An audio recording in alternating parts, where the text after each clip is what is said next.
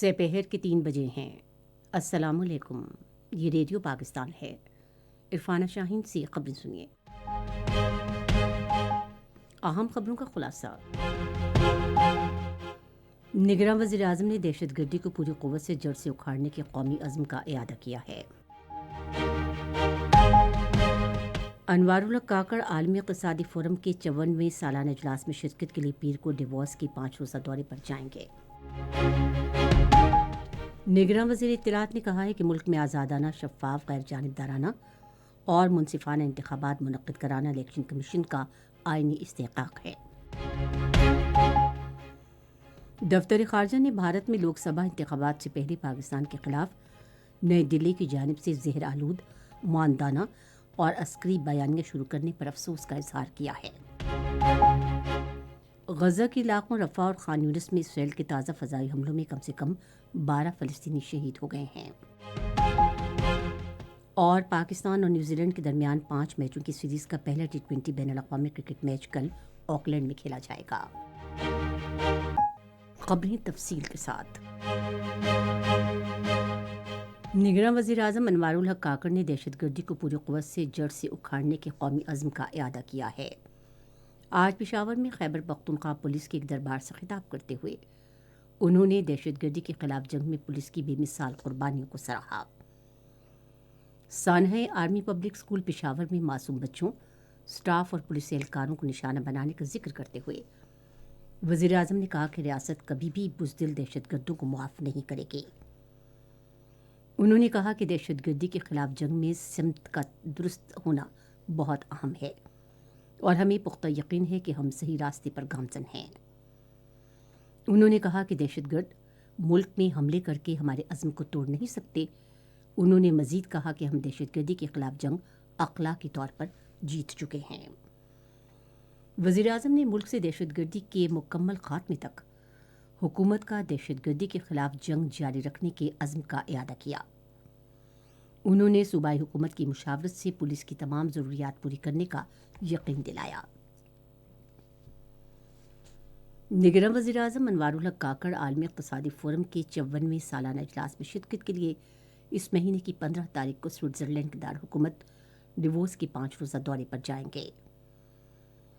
یہ بات دفتر خارجہ کے ترجمان ممتاز زہرا بلوچ نے آج اسلام آباد میں ہفتہ وار بریفنگ کے دوران کہی۔ اس سال اجلاس کا موضوع ہے اعتماد سازی۔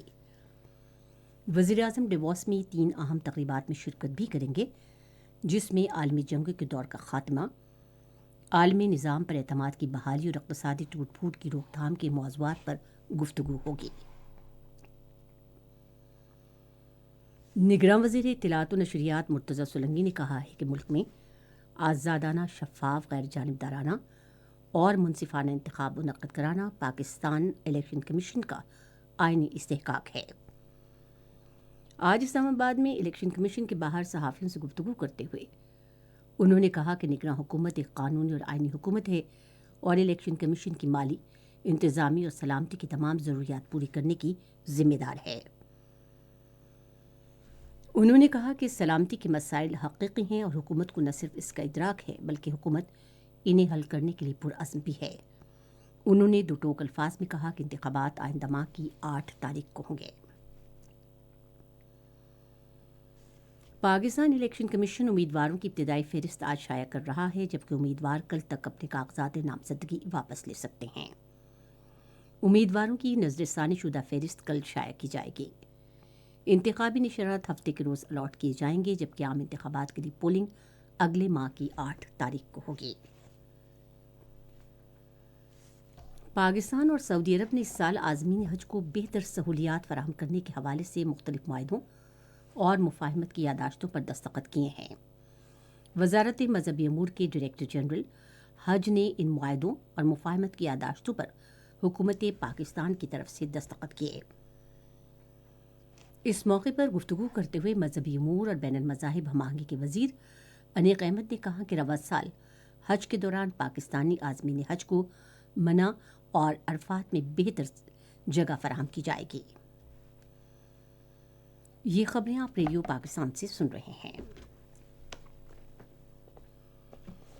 پاکستان نے بھارت میں لوک سبھا انتخابات سے پہلے پاکستان کے خلاف نئی دلی کی جانب سے زہر آلود، معاندانہ اور عسکری بیانیہ شروع کرنے پر افسوس کا اظہار کیا ہے۔ سابق بھارتی سفارتکار آجے بساریہ کی کتاب کے بارے میں ایک سوال کے جواب میں دفتر خارجہ کی ترجمان ممتاز زہرا بلوچ نے آج اسلام آباد میں ہفتہ وار بریفنگ میں کہا کہ بھارتی حکام کی جانب سے پلوامہ واقعے کو اپنے سیاسی مقاصد کے لیے استعمال کرنا اب ایک کھلی حقیقت ہے۔ انہوں نے کہا کہ سابق بھارتی سفارتکار کی کتاب فروری 2019 کے دوران تازہ جھوٹے بھارتی بیانے کی عکاسی کرتی ہے۔ ترجمان نے کہا کہ بالاکوٹ کا واقعہ دراصل بھارت کی ناکامی ہے۔ یہ بھارتی جارحیت پسندی کی ایک مثال ہے جو کہ بری طرح اور شرمناک انداز میں غلط ثابت ہوا۔ پاکستان نے جنوبی افریقہ کی طرف سے عالمی عدالت انصاف میں غزہ میں اسرائیلی مظالم کے حوالے سے دی گئی درخواست کی حمایت کی ہے۔ ترجمان دفتر خارجہ ممتاز زہرا بلوچ نے آج اسلام آباد میں ہفتہ وار بریفنگ کے دوران کہا کہ پاکستان فلسطینی عوام کے خلاف ڈھائے جانے والے مظالم پر اسرائیل کا احتساب کرنے کے لیے اس قانونی کارروائی کو بروقت اور اہم سمجھتا ہے۔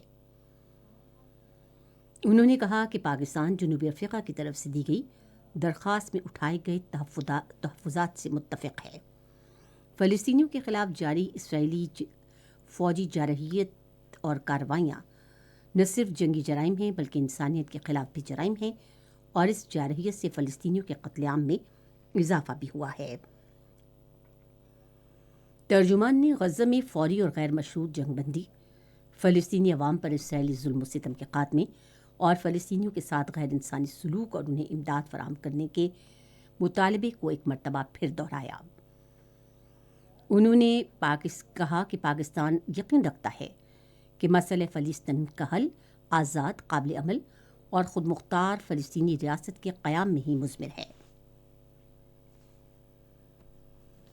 غزہ کے علاقوں رفح اور خان یونس میں اسرائیل کے تازہ فضائی حملوں میں کم سے کم 12 فلسطینی شہید اور متعدد زخمی ہو گئے ہیں۔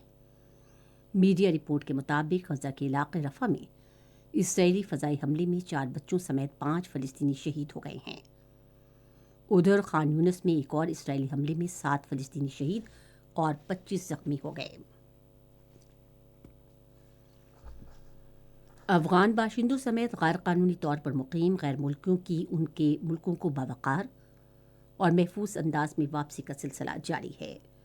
افغانوں کی اپنے ملک باوقار انداز میں واپسی کے لیے دیگر کئی اقدامات کے علاوہ مختلف اضلاع میں جدید سہولتوں سے آراستہ ان کی عارضی قیام گاہوں کے لیے کیمپ بھی قائم کیے گئے ہیں۔ تازہ ترین اعداد و شمار کے مطابق گزشتہ روز مزید 944 غیر قانونی طور پر مقیم افغان باشندے اپنے ملک واپس گئے۔ اب تک 4,64,656 غیر قانونی طور پر مقیم افغان باشندے افغانستان واپس جا چکے ہیں۔ اردو کے ممتاز شاعر اور سفر نامہ نگار ابن انشا کی آج 46ویں برسی منائی جا رہی ہے۔ ابن انشا کا اصل نام شیر محمد خان تھا اور وہ 1927 میں بھارتی پنجاب کے ضلع جالندھر میں پیدا ہوئے۔ وہ بعد میں ہجرت کر کے پاکستان منتقل ہو گئے۔ انہیں 1978 میں صدارتی تمغہ حسن کارکردگی سے نوازا گیا۔ وہ 1978 میں آج ہی کے روز کراچی میں انتقال کر گئے۔ ریڈیو پاکستان اپنے قومی نشریاتی رابطے پر خبروں کے اس بلیٹن کے فوراً بعد فلم ہدایت کار نذر الاسلام کی برسی کے حوالے سے ایک خصوصی فیچر پروگرام نشر کرے گا۔ اس کے بعد نشریاتی رابطے پر اسلام آباد کے سینٹر پروڈکشن کے موسیقار بخشی وزیر کی برسی پر ایک میوزیکل فیچر بھی نشر کیا جائے گا۔